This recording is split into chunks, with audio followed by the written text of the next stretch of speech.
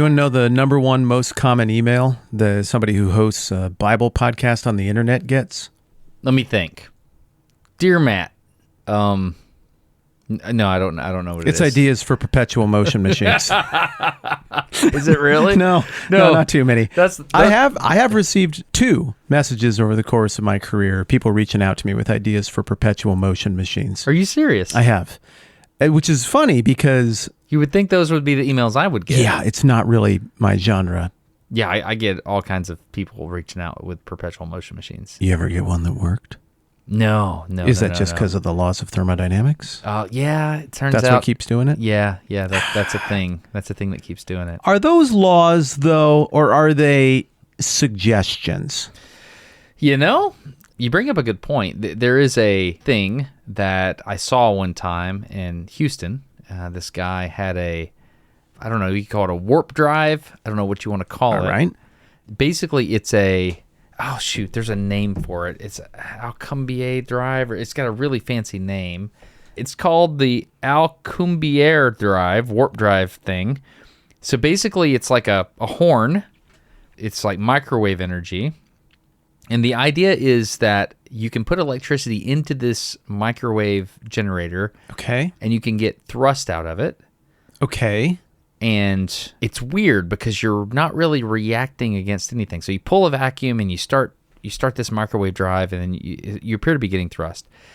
So my thought is, when you look at the way the force profile works, it looks to me like something's warming up and something's cooling off. So I don't know. So that's what breaks it? Long story short, it appears that it may be the experimentation itself that is contributing to the apparent thrust. But I don't know. I want it to work, because if you could get even like a micronewton of thrust, like if you could, you could scale that. Well, time would help you scale. Like if you could push something for like 10 grams or whatever the Newton equivalent of that is for a very long period of time, then that's acceleration. Force equal mass times acceleration. If you get to accelerate at even a little bit of acceleration over time, that can really add up, right? Yeah, because the acceleration would keep going. Yeah, exactly. Yeah. And so you could get to stupid velocities. So what you just described, that's what they call a second order or a second type of perpetual motion machine, where the idea is that I might not be getting this right, you add energy to something, you add heat energy to it, and that single initiation of heat energy is the thinking behind it. What?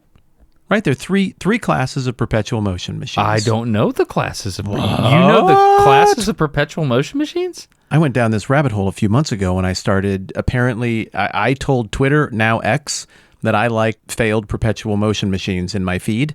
And so the For You feed just keeps giving me perpetual motion machines that don't work. Really? And gradually, I've gleaned that maybe there's more, but there are 3 types of perpetual motion machines. Really? Let me see if I can get it right. And we're going to Google it in a second because I might not. Okay. I didn't know this. Number 1 is no input required. Some sort of machine where you don't have to add energy to it.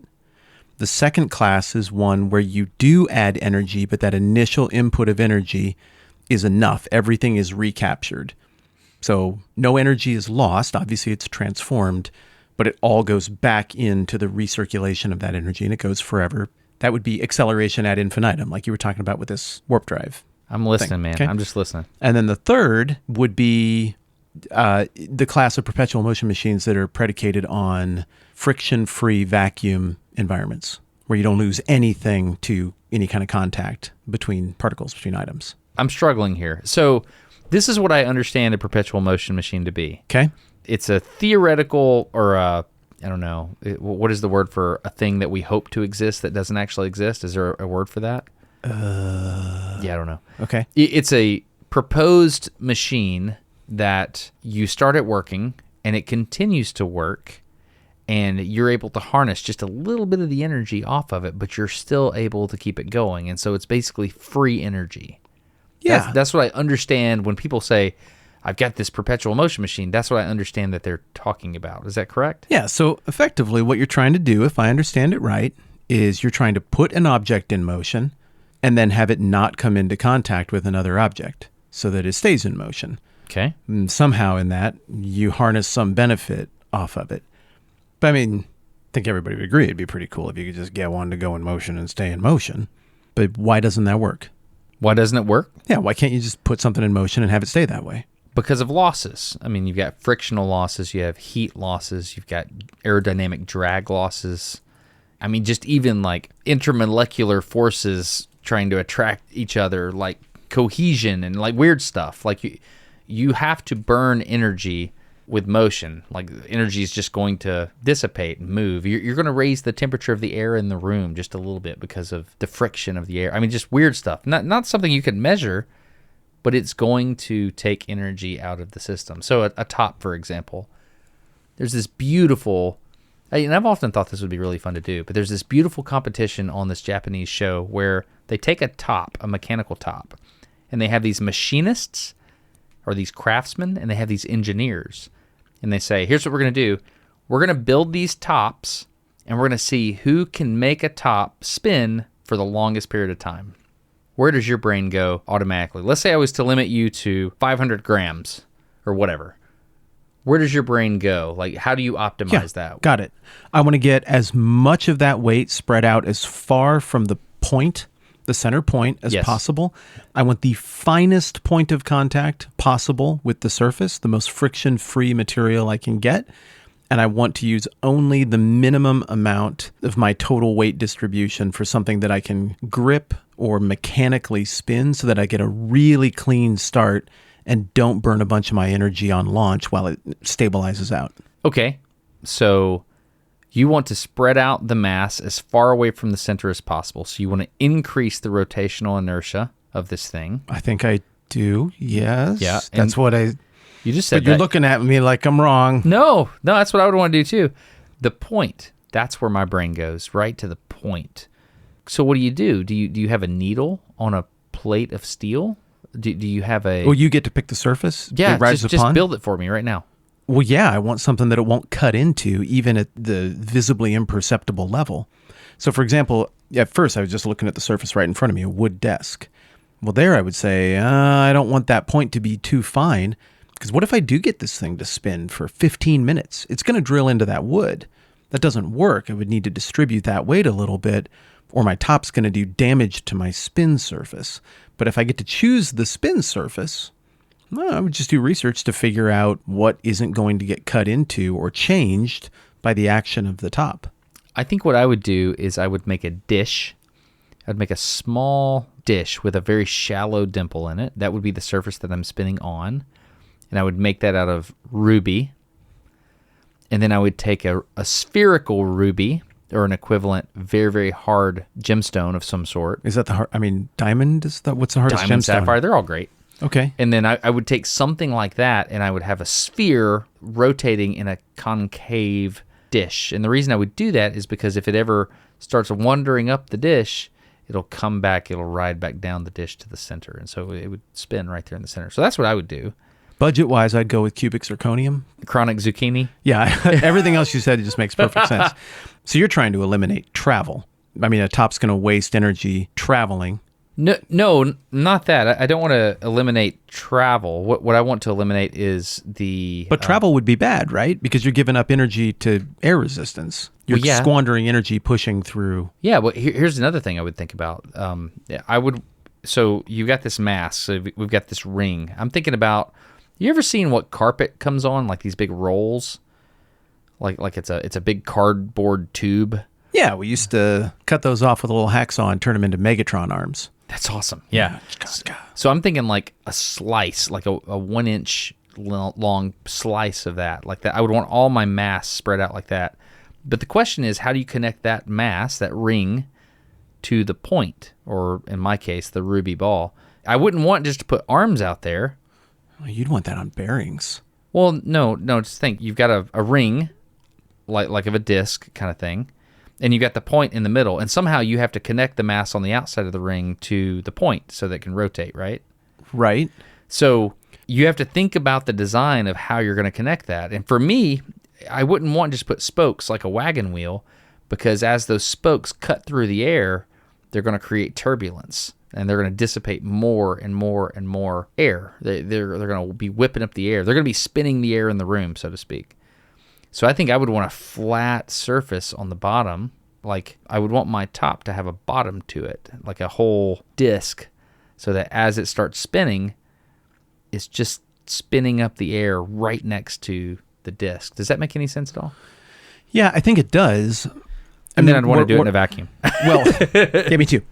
Okay, we could go way down this rabbit hole. The point being, the top is a really good metaphor for a perpetual motion machine. It's not going to work, and we can all intuit it's not going to work. Even under perfect conditions, it's not going to work. I remember in my old high school that has now been converted into a dorm for the University of Northern Colorado. But back in the day, it was an old, typical public school building that then was a private school. There was this one hallway, just a gajillion miles long. Now you think about the longest, straightest hallways, they're probably in schools, right? And it had, I don't know even what you call that kind of floor, like where you put in stone and aggregate and then you just shave the whole thing down. I love that for airports. Because it doesn't make your luggage go ka-chunk, ka-chunk, yes. when it goes over tile like it does here in Huntsville. Yeah, it just goes forever. Yeah, smooth, yeah. So what I had was one little key ring, my I'm just learning to drive key ring. None of the keys had any kind of fob or even rubber on them. They were just metal keys on a metal ring. I had one for our door at our house and 2 cars, all metal. And what I could do is I could get on one end of that hallway and like bowling, I could just flick with my wrist at about the height of my knee or my hip, that keychain with no velocity. And I'll never forget the way it would just glide all the way to the other end of the school. And the school's like 2 blocks long, 3 blocks long. It defied your instincts. You know how you have those physical instincts. Like if I push this, it's going to go that far. If it goes twice that far, you're like, well, that's kind of odd. Something's off there. It's the surface. It's the item. Maybe I'm a little amped up. Why did that move so much? You notice all these things. I would say, again, it's one of those advanced algorithms that our brains have. We can anticipate how this thing will interact with this thing physically. And this would just blow my mind as a 16-year-old. How does it go that far? And obviously it's just, what would you say, a very minimal friction coefficient? Yeah. What I'm thinking about right now is something called stiction. Okay. Is a word somebody told me one time. So I visualize friction like 2 saw teeth on top of, with the teeth facing each other. You've heard the static coefficient of friction and the dynamic coefficient of friction, and they're different. And so the way I imagine it is, as something is resting on another object and it's not moving, I imagine that the atoms of that object are kind of nestled into the atoms of the surface, like the saw teeth kind of match up and the teeth kind of grip each other. Okay. But as you push something and it's moving real fast, it's broken that stiction. So it's just moving. It's like zzz, over the top. And those atoms never have an opportunity to fall down into the atoms of the surface. Is that how you visualize it, or is that how it is? Maybe both. I don't know, but that's how I visualize it for sure. I mean, and so I imagine that, if you roll something really, really fast, or I guess slide something really, really fast, that it's just kind of bumping along over the top of everything. And it's not actually indexing down inside those. I don't know. I imagine like... Well, yeah, there's nothing to grab it. Yeah. What would grab those keys in that situation? I don't know. Nothing. Yeah. I guess it's losing velocity because of air. Yeah. But the surface is doing almost nothing to it. Yeah. Hard metal on hard polished stone. It just goes. So they get you thinking, though. Like, wow, it's possible with the right kind of surfaces, the right kind of points of physical contact between 2 separate moving parts, to make something go a lot longer and a lot further than you would otherwise figure. And then your kid brain starts thinking, well, what are ways to make something just start going and never stop? I didn't know you couldn't make perpetual motion machines. I didn't know that was against the laws of physics.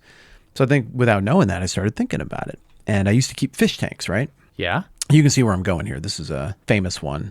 With the fish tank, I used to clean it out. I'd have this tube. You put the tube in the water, and it's like a big cylinder, again, maybe 1.5 inches, 2 inches in diameter, this plastic clear cylinder. And then there's a surgical tubing coming out the back. Yeah. And this is how you get the goop out of your fish tank without pulling out all of the water. And so you put that in there. You siphon it off? Initiate suction. Yeah. You initiate siphoning, and you throw your back end of the surgical tubing in a 5-gallon bucket, and then you just stab the rocks in the bottom of your fish tank, and it sucks up the fish waste and the food and detritus, whatever gross stuff is in there. And there's like a filter in the tube or something? No, it just pulls out the yuck and leaves the clean water. Oh, It's okay. really a pretty effective way to tidy up a tank. Okay. Clean out the rocks. So I was doing that, and I started thinking to myself, well, what if I just put the siphon tube, like what if I just made it like a snake eating its own tail? So the water just goes right back into the aquarium. Wouldn't that run forever? Why would that ever stop? And so I started trying it. I would set up siphons and see how long I could make them run as a high school kid. That's awesome. I even did that, well into adulthood when I had my little Star Wars Dagobah aquarium that was in my office. I would do that from time to time there. I would sit there and I'd look at it. I'd just let it run in the background while I was working on other stuff. And I would watch it gradually fail. And I still don't understand why it would always gradually fail. Destin, why did it always gradually fail? Well, where were you pumping the water to? Right back into a container. Where was the container? So I tried different heights. I mean, obviously elevation has a lot to do with this because Has everything to do with how it. hard the siphon is going. Yeah. I tried different things where I would siphon out of almost exactly the same level and just bring it back around. Yeah. I even tried a thing where I had like a little spout, like on a tea kettle, Yeah. so I could drop it in below the height and fill it from the bottom, Yeah. and it would still always fail. You built something called a manometer. What? Manometer? MANOMETER, a manometer. Manometer. So a manometer is a tube that you were trying to build a siphon, but you built a manometer. You kind of did both. So basically, if you have a tube of water Yeah. and you hold it on this side of the room, and you hold it over on the other side of the room, what is the water level on my side versus the water level on your side going to do? Well, I don't. Is it all one container? Yeah, it's fill the shape of the It's just container. a pipe. It's just a pipe. Yeah. Well, it'll just fill the shape of the container. Well, it's the water level on my side and the water level on your side is going to equalize to the same distance from the center of the earth. That's what's going to happen. Sure. Yeah. Yeah. Why? Because it fills the shape of the container. I don't know. Because atmospheric pressure on the open end of my tube is going to be equal to atmospheric pressure on the open end of your tube. And if it's not, then you got the straw suction. If you blow into your side of the tube, then your water level is going to go down, and on the other side of the pipe, the water level is going to go up. Until that pressure equalizes again, it'll go right back to neutral. Correct. A manometer measures a pressure difference between two locations. Okay. That's what it does. And so you can do all kinds of cool stuff with this. You can be blowing air through an air conditioning system, for example, and you can put a tube into the side of the ductwork on the air conditioning system, and then you can have the other tube just sitting out here in ambient air. And when you turn that fan on, the pressure inside that air conditioning system will change, and it'll change the level of the water outside. And so you can use it to measure pressure differences between locations. So if you're using it as a manometer, you can do that. So I was building the wrong thing. Well, I was trying to make one thing, but I was... But kind of like if you're siphoning, let's say you're siphoning fuel into a tractor, which is when I most often use a siphon. Okay. So you have a fuel tank, and then you have a piece of tube, and you're, going over into the fuel tank. Mm-hmm. If you have one side of the fuel like hose, we used to call it an Arkansas credit card. Oh, I like that a lot. So in Arkansas, take that, Arkansas. Yeah, well, so Granddaddy would say, "Hey, man, where's my Arkansas credit card?" And I was like, "What's that?" And he goes, "Well, if you're out of gas, but you got a little length of hose, you just steal gas out of somebody's car. That's called the Arkansas credit card." It was a joke. My grandfather didn't steal gas out of people's cars, but the idea was you can get gas out of a tank with this piece of hose. The unfortunate thing is you have to get it started, and so because the gas tank is here down, I'm motioning down at my hip, and you've got to get it somewhere else.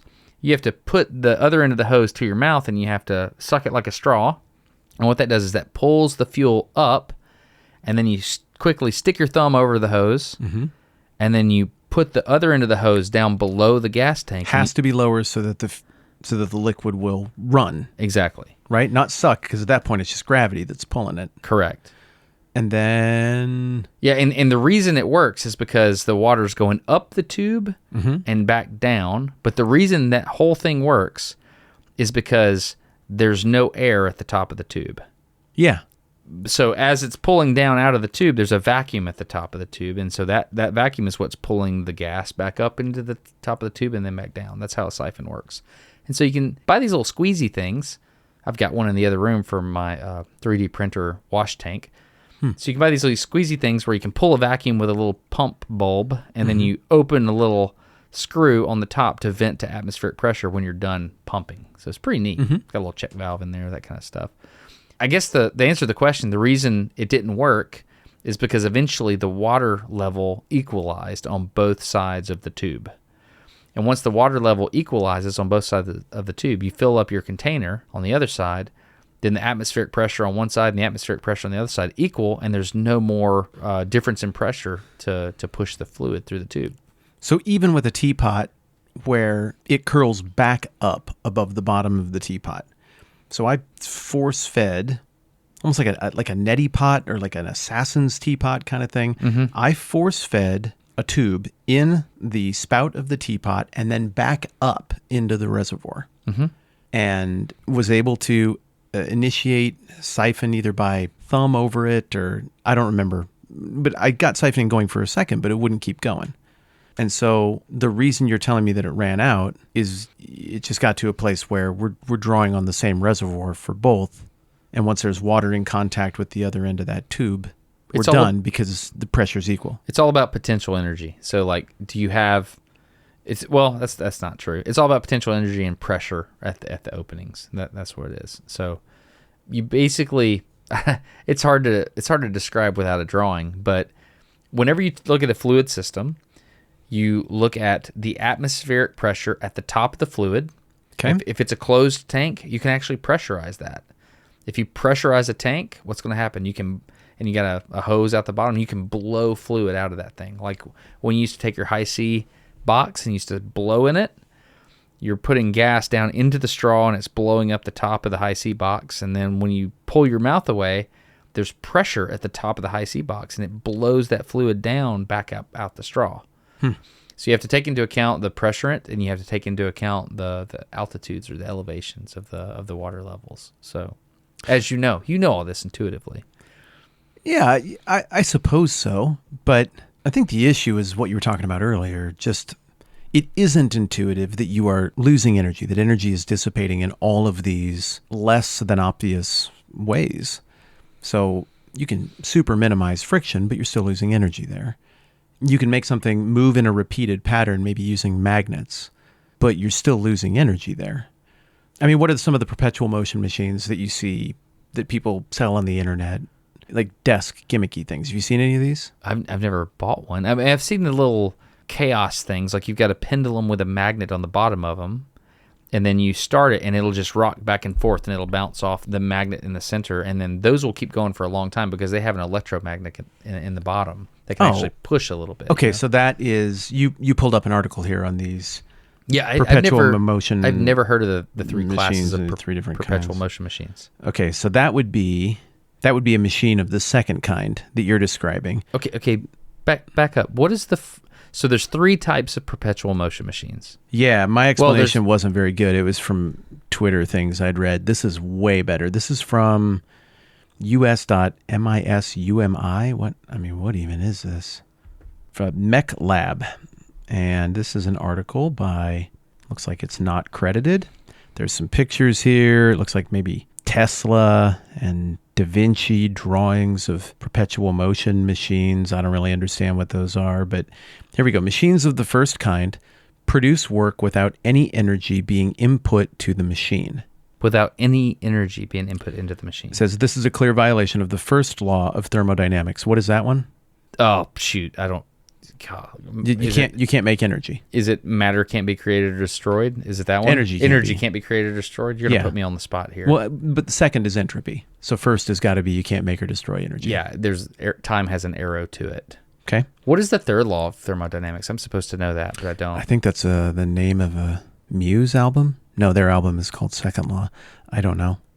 Golly, I look stupid right now. You don't look stupid right now. Yeah. Well, No. Well, let me tell you this. If people are hearing this right now, you might look stupid, but you also look very secure in your own skin. Oh, if they're not hearing this right now, well then... Well, I'm pulling it up right now. Okay. First law of thermodynamics. Energy cannot be created or destroyed. Second law of thermodynamics. For a spontaneous process, the entropy of the universe increases. That's time has an arrow. So the disorder increases. Third law of dynamics. A perfect crystal at 0 Kelvin has 0 entropy. What? I don't know. This is the first thing that... A perfect crystal. So at a perfect temperature with perfect construction, it isn't breaking down? I don't know. There's an exception to things breaking down? I have no idea. Hold on. Just see. The 0th law of thermodynamics defines thermal equilibrium and forms a basis for the definition of temperature. If two systems are each in thermal equilibrium with a third system, then they are in thermal equilibrium with each other. That sounds a lot about a transitive property, doesn't it? That's exactly what it sounds like. The first law of thermodynamics states that when energy passes into or out of a system, as work, heat, or matter, the system's internal energy changes in accordance with the law of the conservation of energy. So basically... You can't make or destroy energy. You just repurpose it. Second law of thermodynamics states that in a natural thermodynamic process, the sum of the entropies of the interacting thermodynamic systems never decreases. A common corollary of this statement is that heat does not spontaneously pass from a colder body to a warmer body. Have you ever heard of the heat equation? Okay, hang on. I thought I understood the second law of thermodynamics, but that was a lot of words. Okay. You know what entropy is? Yeah, that's what I think of it as being. Disorder. This is the entropy. Things are breaking down. Well, so like if I have a rod, and the left side of the rod is hot and the right side of the rod is cold, and I just say, okay, go, you're a system. What happens? What's going to happen eventually? Even out? Yeah, the whole thing will become a warm rod. So like eventually there will be a heat death to the universe. Okay. That's one of the funniest jokes you and I have ever had between each other, right? We were waiting on somebody to do a thing. Oh, yeah. You remember that? Yeah, and he said, well, I'm sorry, we're going to have to wait for the heat death of the universe first. The third law of thermodynamics, I am embarrassed to say this is not one that I really understand or have thought of that much. I'm reading from Wikipedia. The third law of thermodynamics states that a system's entropy approaches a constant value as the temperature approaches absolute zero. With the exception of non-crystalline solids, like glasses, the entropy of a system at absolute zero is typically close to zero. The first law and second law prohibit two kinds of perpetual motion machines, respectively. The perpetual motion machine of the first kind, which produces work with no energy input, and the perpetual motion machine of the second kind, which spontaneously converts thermal energy into mechanical work. Interesting. I didn't even know there were different kinds of perpetual motion machines.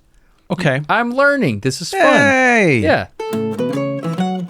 This episode of No Dumb Questions is sponsored by HelloFresh, and there's this little section here. You see this, Matt? It says read verbatim. You see that?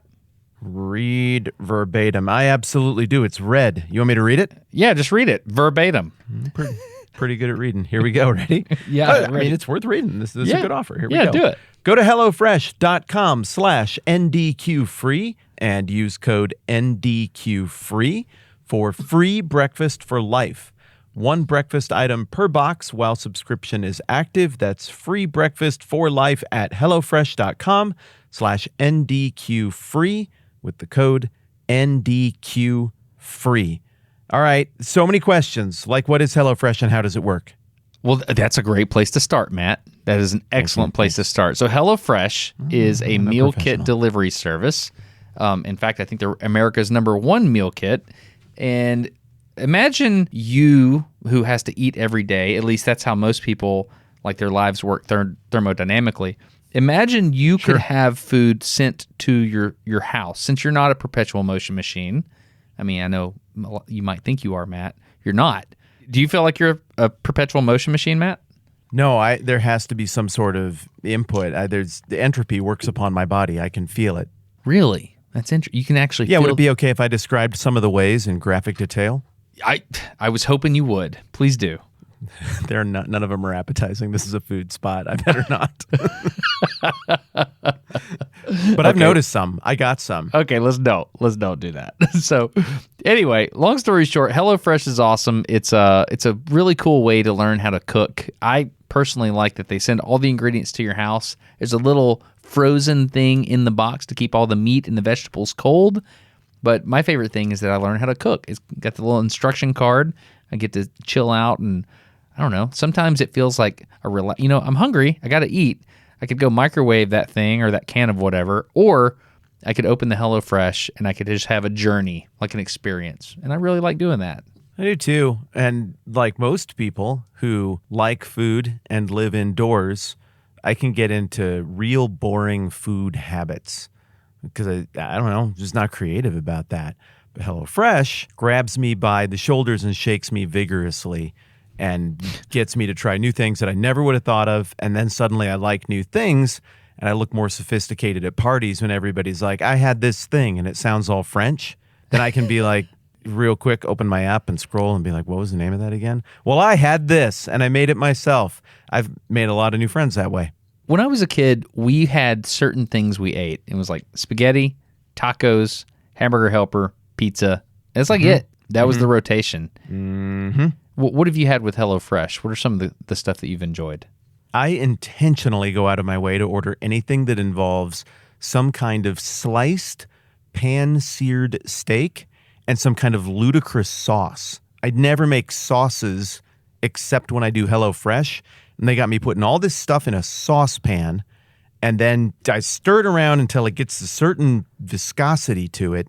And I have no idea what that's going to taste like, but I've been conditioned to know that if I just bravely dip my steak in that sauce I just made, it is going to work, and it never, ever, ever disappoints. So I'm a sucker for that. What about you?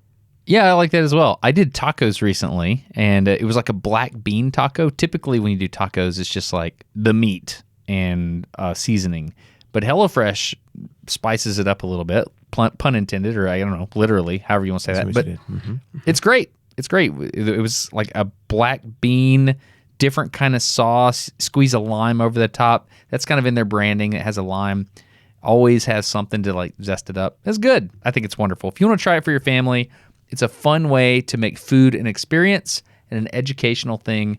You can try it at hellofresh.com/NDQfree.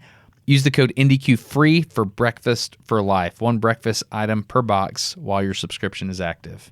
Yeah, all the ingredients show up pre-measured, ready to go. There's a recipe card. It's super easy to use. If I can make delightful food with this, you can make delightful food with this. And it always shows up fresh and ready to go. Delivery is timely and awesome. If you subscribe to it, you can always suspend that. If you're traveling or whatever, it's never been a hassle for us to come and go as much as we do and have this be a part of our rhythm. And in the time since I've started using HelloFresh, they've introduced a whole bunch of new menus and categories. They have a calorie smart menu. They've got a protein smart menu. So they're always being creative and keeping it fresh. That felt like a pun, but it wasn't intended to be a pun. It's fresh. You get what I meant. Yeah, you pick your meals every week. Like when you have a subscription, you just can be like, oh, I want this. And they give you these options. And there's like the meat and veggie option. There's the straight up veggie. There's family friendly, meaning things that kids are more likely to enjoy and not fuss about.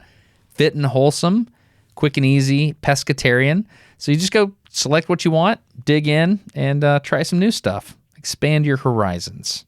We use it. We love it. We're also really grateful to HelloFresh for being a longtime sponsor of the program here, and we know a lot of you have enjoyed it as well. So thank you to HelloFresh for supporting the program. Thank you to you for supporting the sponsors. Thank you to HelloFresh for sponsoring, and check them out, hellofresh.com/NDQfree, and use the code NDQfree at checkout. My understanding is that the third kind is just an attempt at frictionless, to just completely eliminate every aspect of friction, atmospherically, mechanically, and then theoretically, if you could achieve that, if there were no friction, then an object in motion will remain in motion, comes into play because it will never come into contact with another thing. But it seems like the problem there would be, even if such a thing could exist, how could you harness anything off of it without causing then that frictionless, vacuumless system to come into contact with something else, thus reducing its momentum, its inertia? Right? I don't know. You said a lot of words, and They made sense in my brain. I don't speak this language. In the time you said that, I went back to the Mechanical Turk. Do you remember that? Do you remember talking about the Mechanical Turk with me? I do remember that phrase, but I don't remember what it means. There was this chess playing machine that, do you remember this? Keep going. There was a machine that played chess against people. And so basically there was a guy, he had this machine. He was like, hey, I've got this thing that can play chess. It's a machine. And this was a big deal because it was back before electronics and all that. And so he basically would bring people to the machine and he would say, all right, here. And I'm assuming he would have to wind it up to act like it was like a thing. But what it really was a small person that was really good at chess, living in a box and playing chess. But the automata had the ability to move the chess pieces, which is pretty interesting. And so it could actually play chess. And while you're sitting there talking about all that, I realized, if I was in the 1800s, I would wind up a machine because it's the system, right? And I would say, hey, just using the energy here, I can beat you at chess with my machine that I built. But I realized now you probably could make a machine that you could wind up and power a small computer to actually power such a device, which is really interesting. So anyway, I was thinking all that because all this perpetual motion talk depends on where you define the system. If I'm drawing your machine on a piece of paper, I'm going to have to put a dotted line around the system, and that's where no energy can pass in or out of. A lot of things that we have that look like perpetual motion machines, they have a battery in them, and the batteries... Well... Or solar power, for example. The solar power. For example... Oh, okay. We need to... Go ahead. I have a question about that. Go ahead, though. No, keep going. I'm going to take us somewhere else. Okay, so perpetual motion machines, as best as we understand the universe, they're not going to work. I get it. It's disappointing, but I can accept that.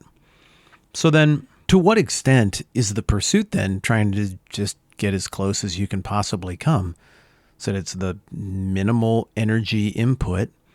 Like, hey, this little 9-volt battery can generate this mountain of energy in this crude form.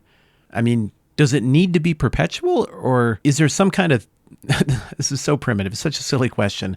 But is there some kind of thing where cost-wise we could just make some little device that'll charge a phone, but the cost to make the sprockets and wheels and whistles go inside of this thing is so minimal that it becomes worth it? And is there some simple mechanical solution that could outperform the things we currently use for power?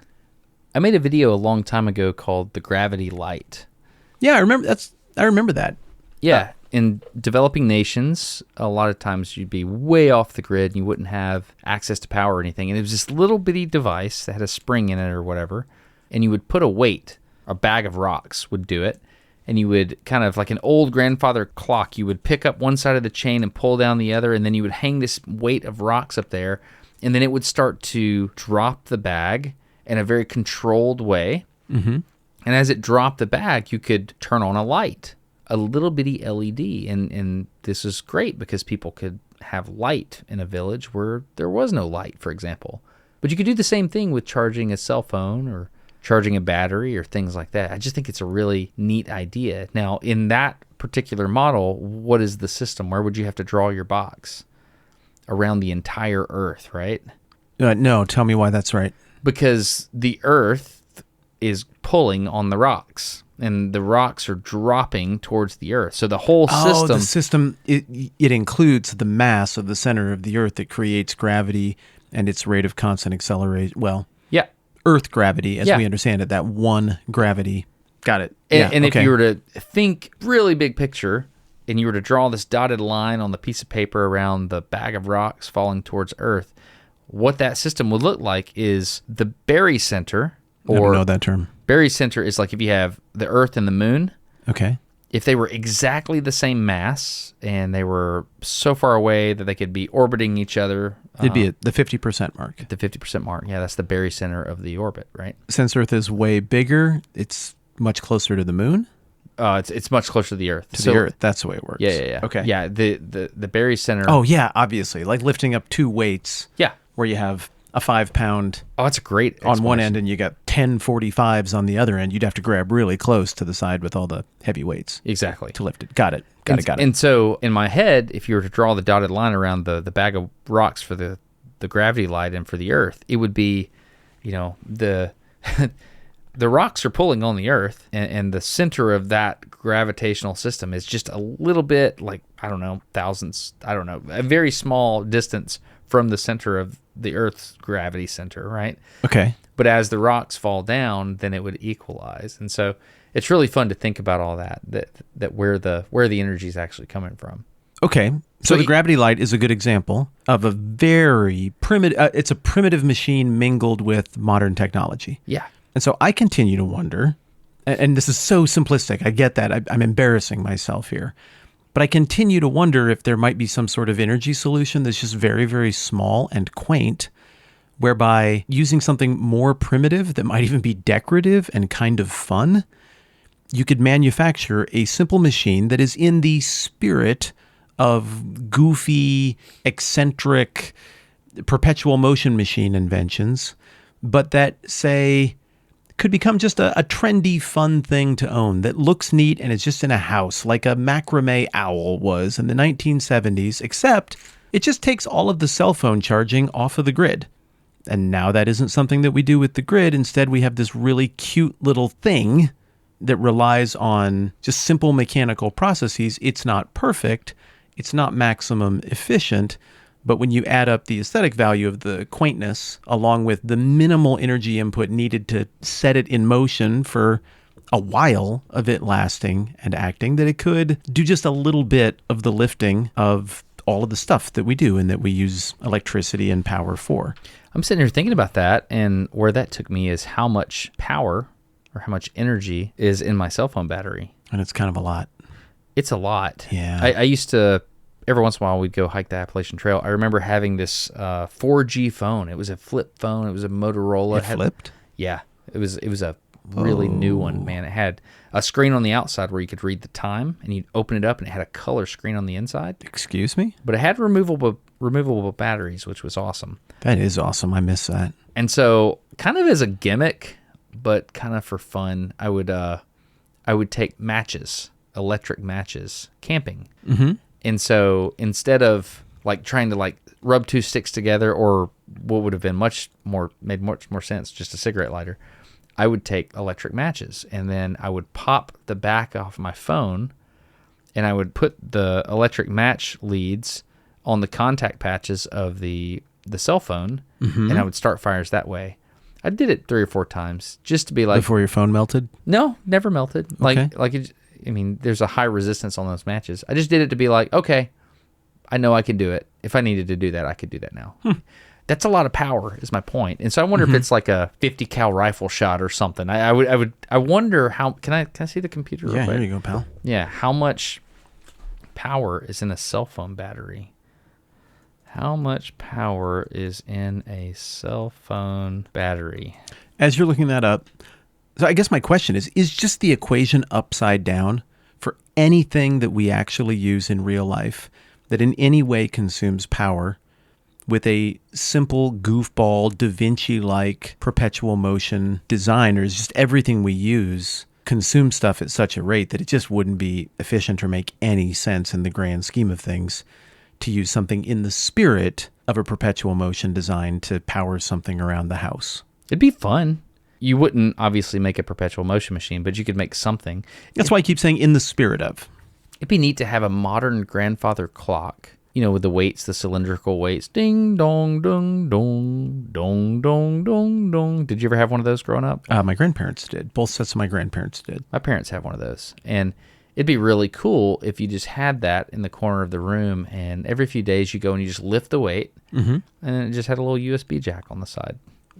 See? That's the kind of thing right there. That'd be interesting. What would you get out of it? I have no idea. Probably nothing. Yeah. It's like I could power an LED. 3 more texts. No, it'd be interesting to see. I think the weight would have to be a lot heavier than you think. A lot heavier. When we were talking about gravity light, what is that weight pulling against? It's pulling against gears to just barely be able to. Do you know on your ceiling fan in your house, there's this weird type of chain? It's like a ball chain. So that type of chain, it had that, and that was going over a special sprocket. Yeah, it's like it had female holes for the balls to set in there, and then as the weight would fall, it would pull that, and then that would go to another gear, and it was a gear reduction system. Okay. And all that went to a motor, and the trick was making the motor quiet. And so I think they had a rubber band in the mix at some point, but the problem was they were losing too much energy. The efficiency was going down with the rubber band because there was friction there.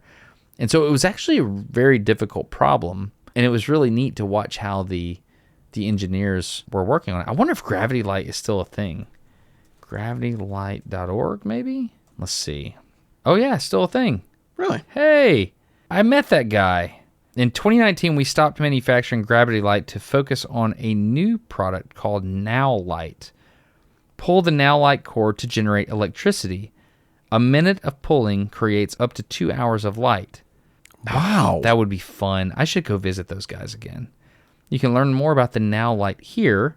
No power, no problem. Now Light. Oh, that's fun. It looks like a zip tie. They have a little zip tie, and when you pull it, I need to buy one of these just to support these guys. I remember that gentleman. It was in London, and I remember going there and making the video. It was just really, really fun. Huh. Oh, yeah. They've got a real cool little cutaway of the design here.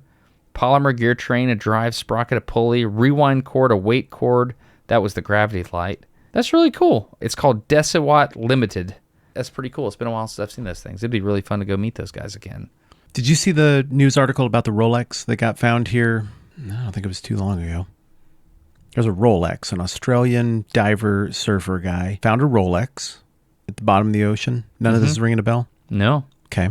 Bottom of the ocean? Yep. All covered in, I'm looking at it here. It's all covered in barnacles? Barnacles and, just barnacles in this case. You never know. It's been down there for a long time. Yeah, exactly. And, okay, the watch in question is a Rolex Submariner 5513. It was trapped beneath a stone.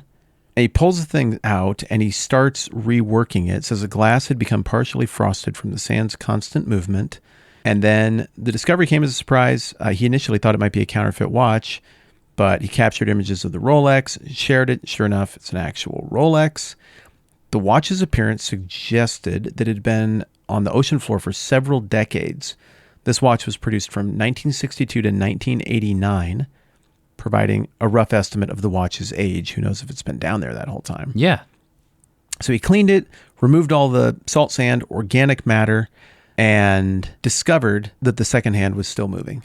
Really? How did they get a set of gears that small to continue under those atmospheric conditions in water at the bottom of the sea? How did it run that long? What type of watch is it? The model is a Submariner 5513.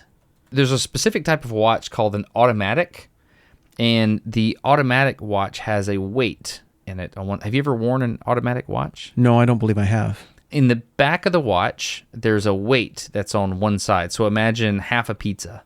Okay. So connect half a pizza, and at the center, you connect it to a rod. Sure. So it's going to swing like a booby trap in an Indiana Jones like a temple. Exactly. That's a great explanation, like the big axis, right? Mm-hmm. And so if you put that on your wrist and you're walking, that weight is going to swing, right? Sure. Yeah. Okay. And if you have a directional gearing system, like a pawl and ratchet, P-A-W-L, pawl and ratchet. Okay. Then you can set that up so that as it swings one direction, it goes click, click, click, click, click.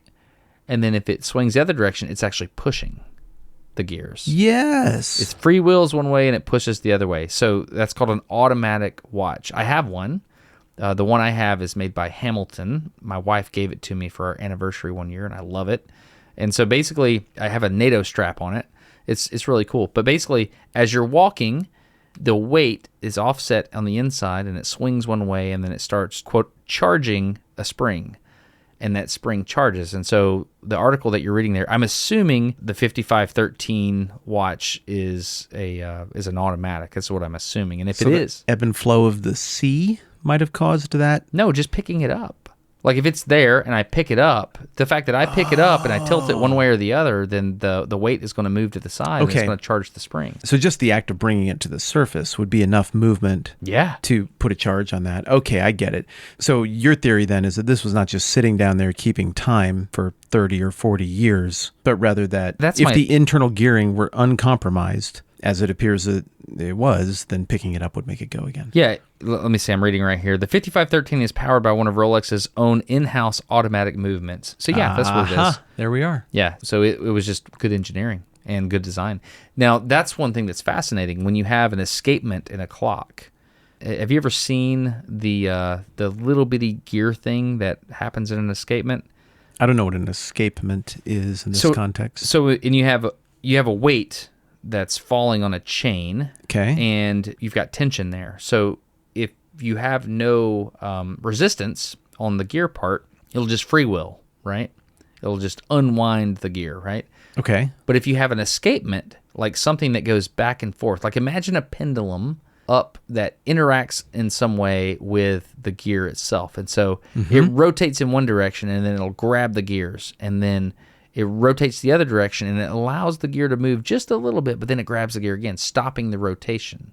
I think I understand. Okay. Okay. So if you go pop, pop, pop, pop, and you basically stop the gear, release the gear, stop the gear, release the gear, stop the gear, back and forth, back and forth. So that's an escapement. The cool thing about watches, and actually this was a really big problem for the guy that created the first, what we would consider a watch. I think his name was John Harrison. Basically, you have to make an escapement that is timed to release a gear at a set interval, okay? And there's a billion ways to do that, but the trick is you have to provide a consistent amount of torque on that gear, and there's a lot of ways to do that. It's a very, very interesting problem. The beautiful thing about having a clock here on Earth at sea level is you have gravity that is going to be, if nothing else, consistent in the specific location where you're at. Now, I'm sure there's perturbations and everything, but like, let's say I'm going to have the force due to gravity at 9.8 meters per second square, and I'm just now realizing that I messed up the temperature of water earlier. What'd you do? I said 32.17, and that's actually 32.17 feet per second square. Yes, right? Yeah. Like I was starting to recalculate my whole understanding of the physical universe, and now I have to undo all of that. Dude, you cannot make mistakes like that with me. Shut up, man. Hey, this episode of the podcast is brought to you by the patrons, and it's been a really interesting season in terms of how people support the program here and how they've been made aware of why supporting the program is important, not just to now, but for the fate of all humankind in the future. And I don't mean to overstate it, but that's apparently the truth. Destin, could you elaborate, please? Yes. It's very odd, but we have been contacted by our future selves, and they've given us a series of audio recordings, and they said, Destin and Matt, what we need you to do, which is odd, talking to yourself and hearing yourself calling yourself your name. That's weird. Tell me about it. That was just strange. Anyway, they said, Destin and Matt from the past, which is our present, your present right now, they said, we need you to pepper the back catalog of the podcast with these audio recordings from the future. And do you want to describe that's odd in itself, but would you like to describe what they intone, Matt? Yeah, the messages started coming in a few months ago on various devices and inboxes. They would just turn on, and all of a sudden there would be a haggard, grizzled cyborg version of me from a bleak, low saturation view of the future. And there's a bunch of static and stuff, but there was enough for me to understand what future me was saying. And apparently things, and I take no pleasure in telling you all this. I want you to feel hope and optimism, but apparently things just don't turn out that well. And part of the confusion that I feel is that once the messages started coming from the future on these various devices, one of the messages I just heard in my white noise generator late at night. Yeah. I sent it to an audio specialist. They were able to extract the message. What I figured out is that apparently we're being contacted by multiple versions of ourselves from different threads of possible timelines. Yeah. And unfortunately, they're all just terrible, all just awful. I haven't heard from any future version of me that's like, hey, stuff's great. I know. So don't even bother to let the patrons know to support your podcast. Don't even bother. Everything's great.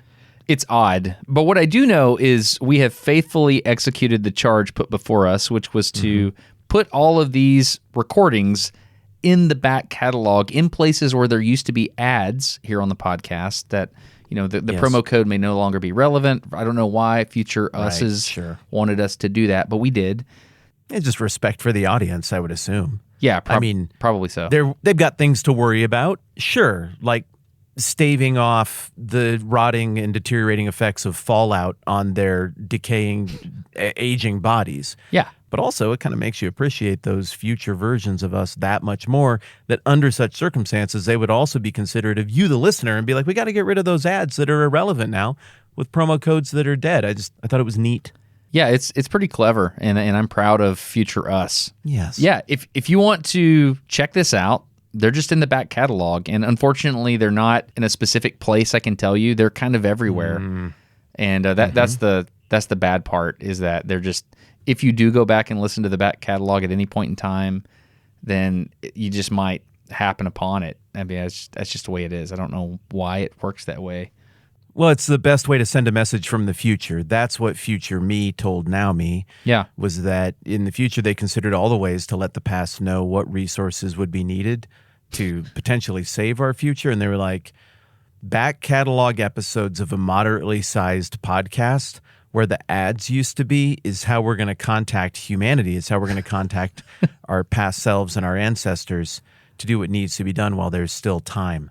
Yeah. So they're just back there, and there's new recordings popping up all the time. It's weird because I don't experience time travel anywhere other than when I record this podcast with you, but it's just, it happens so often here, it eventually just kind of becomes pedestrian. I know, right? So that's it. I mean, I guess the upshot is thank you to all the patrons that support at patreon.com/nodumbquestions. We're grateful, and apparently it becomes increasingly more important as our timeline goes forward. So thank you for helping combat entropy in our lives, and thank you for checking out the back catalog and finding the spots where they are. I mean, I'm sure on Patreon, in the discussion threads of this episode, I'm sure people will be talking about the ones they find and where they're at and stuff. But yeah, thank you so much. I'm grateful. I'm not a physicist. I don't understand how these things work. I just do what I'm told, and what I know is that the back catalog keeps getting more interesting, and I hope you all enjoy exploring that. Patreon.com/nodumbquestions. Thank you very much. But anyway, long story short, I think it's really cool to think about how clocks work, because it's easy to do it on land because the clock's not moving or swaying or anything. But the very instant you start moving that clock, the problem gets way more complicated. Way more complicated. Because you have to be able to make an escapement that will release at a certain interval, which means you have to tension a spring and you have to release the force from that spring at a certain torque. And that's hard to do. And John Harrison figured that out. Huh. There's a book called Longitude you should read. Your watch is a Hamilton, not a Harrison, right? Correct. Okay, so, all right. They were jumbling together in my brain a little bit. So this is really interesting to me because I just asked you a question about things made in the spirit of a perpetual motion machine by people who accept the reality that you can't build one of those, that would have a practical application, that you could use around the house, and that would not consume tons of power. And then we just went right to wristwatches. Yeah. I mean, that's it. That's a practical answer to my question. And people figured that out ages ago. And just culturally, that strikes me as really interesting. I've never appreciated a wristwatch until right now. What kind of watch are you wearing right now? I've got a smartwatch. It's all digital and keeps track of my steps, and that's fun and everything. What is it? What kind is it? It's a Samsung, pairs with my phone. It's a, I don't know, Sport 3, 5, 9, 20 something. They just keep making up letters and numbers. Is that your first one? No, this is my fourth. So why did you upgrade? Because my wife gave it to me, and then I had it after that. Oh, okay, I see. Yeah. But so she gave you a new one. But that's kind of how you, like, I think a person's watch says a lot about them. Mine does. Yeah, so this is mine. This is a Citizen. and it's an Eco Drive. It has a whole bunch of little dials on there. What do those keep track of? Time. Those little things. Your watch keeps track of time. It does. Fascinating. No, it's got like a mechanical stopwatch kind of thing. And so, have you ever used one of these? I like this one for the reasons that you have been talking about the whole time. Have you ever heard of an Eco Drive? No.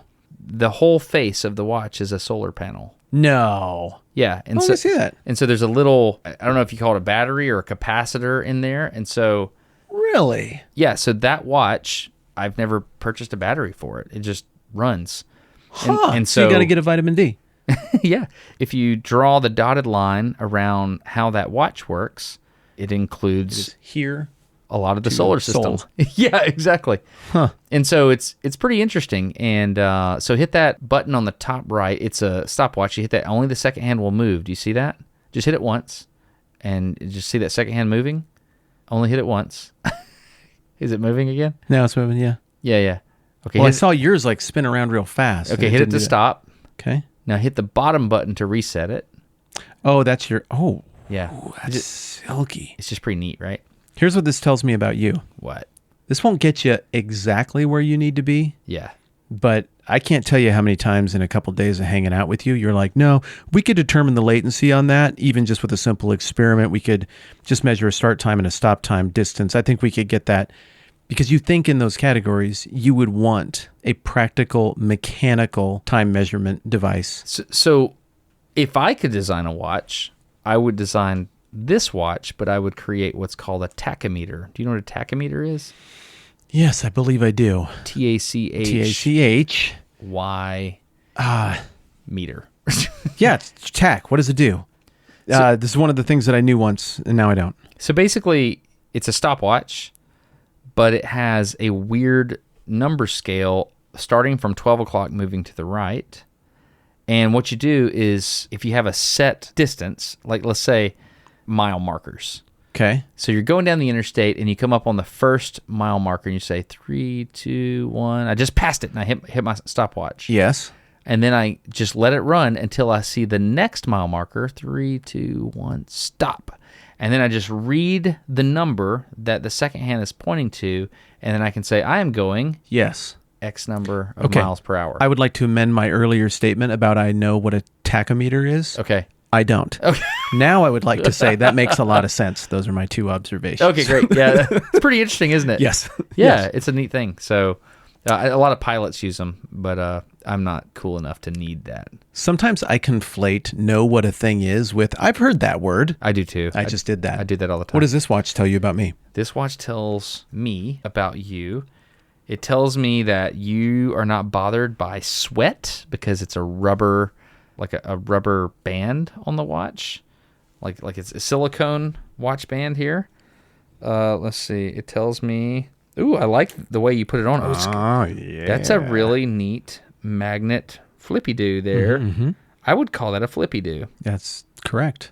That's a really neat way that goes on. Yeah, but don't call it like that for money because I think it's trademarked. Oh, flippy-do? Flippy-do. It also tells me that you have a much higher capacity for input than I do.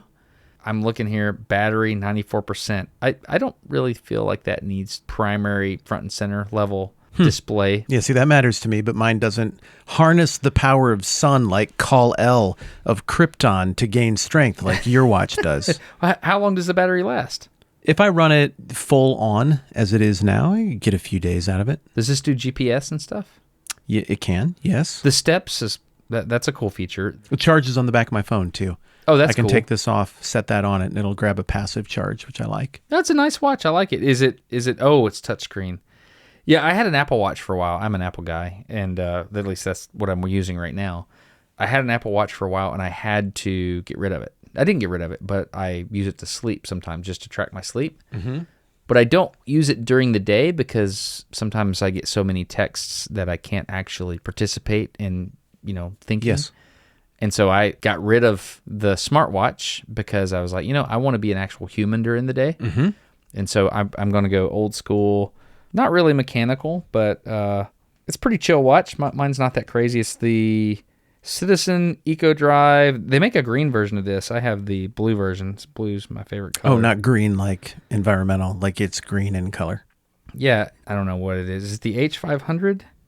I don't know. I got my watch on this website called the Joma Shop, which is a cheap place to buy watches. You ever heard of that? No. JOMASHOP. That's where I buy watches because they're cheap there. So I tell you what I like about this watch is the health features. Oh, I yeah. like tennis. I like gamifying sports, workouts, athleticism. I like tracking how I'm doing. And if I got the watch on, then it feels like steps and workouts count more somehow. And I like that. I like putting that watch on for a big day of walking around the city, hoofing it all over the place, travel, just see. And what it does is just whatever you keep track of, that's what you'll do. Whatever you measure, that's what you're going to hit. That's true. So I got those measurements on my watch, and it makes me attentive to those things. That's but awesome. culturally, here's something I've never thought about before. Okay. You got this thing that's in the spirit of a perpetual motion machine on your wrist. Yeah. Generation of men and women have had that. And now it's something we totally take for granted. Time is free. Everybody gets it. Your robot tells you, don't worry, it's true.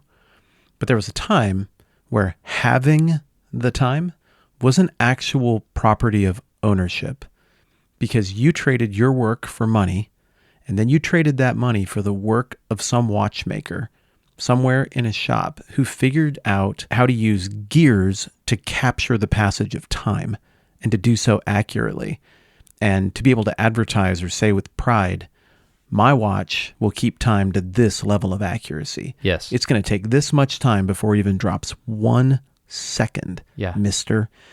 Having that timepiece must have had so many levels of cultural meaning that I've just never thought about before, in part because you were wearing something made in the spirit of a perpetual motion machine, human ingenuity on your wrist to try to give you more access to and control over something as fleeting and uncontrollable as time itself.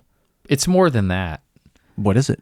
There's 2 books I would recommend. One is called Longitude, and another one is called, it's the GPS book. What is it called? I forget the name of it. These 2 books totally, is it Pinpoint? I think it's Pinpoint. Okay. Those 2 books changed my relationship with time, because I used to think about it, like, man, if I was back in the 1800s, would I care about time down to the minute? Well, maybe I would once the locomotive came along and you had to get on the train or not get on the train.